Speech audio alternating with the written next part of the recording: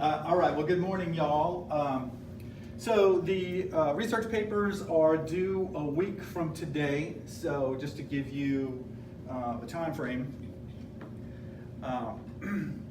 Monday we'll be doing some more preparatory work to get you ready for the research project. Wednesday will be peer review day, and then you will turn in the essay on Friday.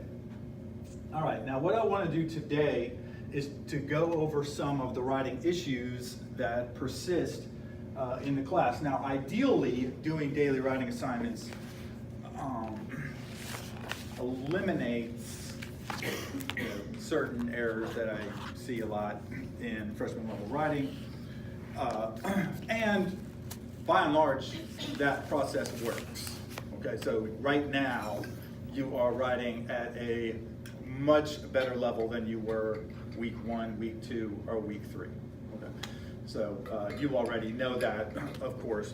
However, there are some writing issues that I want to address, writing issues that persist. So today we are going to do what I call a semicolonoscopy. So we are going to look at one persistent writing problem, and that is the misuse of the semicolon. Now, everybody loves the semicolon. It is by far the sexiest of all the punctuation marks. And when used correctly, the semicolon makes you look 617% sexier than otherwise. However, if you use it incorrectly, it decreases your sexiness by negative 1,413%. So, and the biggest problem there is students don't know what the rule is. Okay, students will put it in a sentence because it looks cool. Okay, and they'll put it in a long sentence because they don't really know how to manage sentences of maybe more than 12 or 15 words. And so they get a little intimidated and they think, well, the sentence is long, so there's got to be a semicolon in there somewhere, right? Now, one way to think about the semicolon is, grammatically speaking, it's pretty much the same as a period. Okay, so you would not put a period after a group of words that's not a complete sentence. Same is true for a semicolon. Okay, if that group of words is not an independent clause, you cannot add a semicolon after it. But it goes further than that.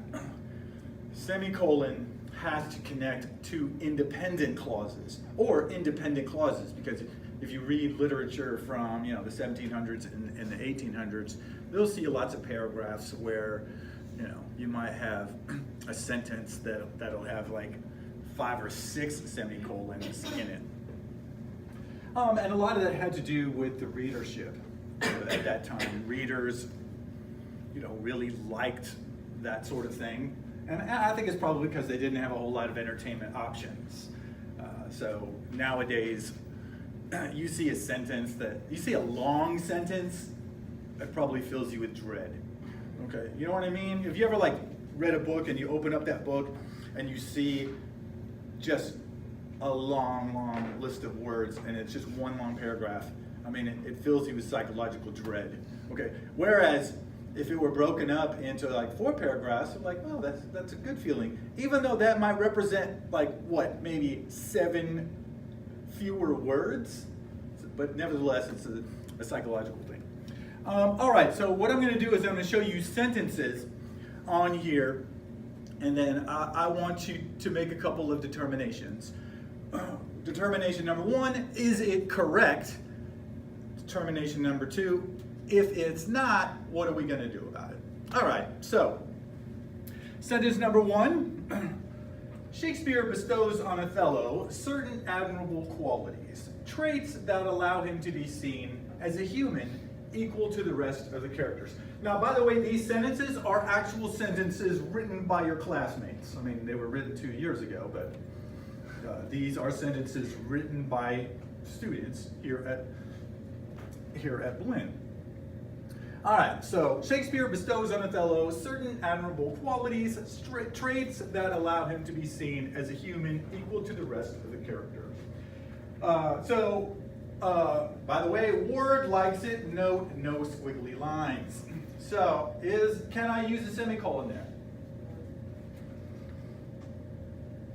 You're saying no. No. Are you absolutely confident? Yes.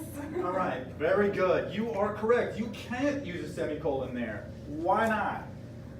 Because it's not an independent clause. Okay, what's not an independent The clause? second half. The second half is not an independent clause. Correct. Okay, so if you look here, Shakespeare bestows on Othello certain admirable qualities. That, my friends, is an independent clause. Okay, like Millie's stew and Seven Brides for Seven Brothers, it can stand on its own 2 feet. Okay, it is. I mean, if you could just put a period there, works.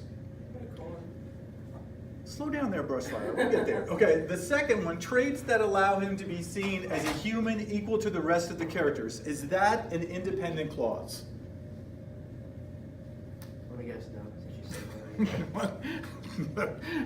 It is indeed not an independent clause. It is a dependent clause. That consists, okay, so traits that allow him to be seen as a human equal to the rest of the characters. That's not even a clause. All right. Oh yeah, it is. Okay. So this is what is known as an appositive. Okay. It is restating that it's a group of, so it's a group of words that restates a grammatical term called a substantive. So a substantive is a noun or a word or a group of words functioning as a noun, and so it's just restating qualities. It's basically defining what qualities that is. So you have traits, that's a noun, and then you have this dependent clause that allow him to be seen as a human equal to the rest of the characters. But the important thing for you is it's not an independent clause. It's not a complete sentence. The rule for a semicolon is it has to be an independent clause on both sides. If it's not, you cannot use a semicolon. Okay, and you want to protect that sexiness element that you have.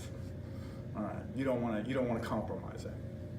All right, so what do we do?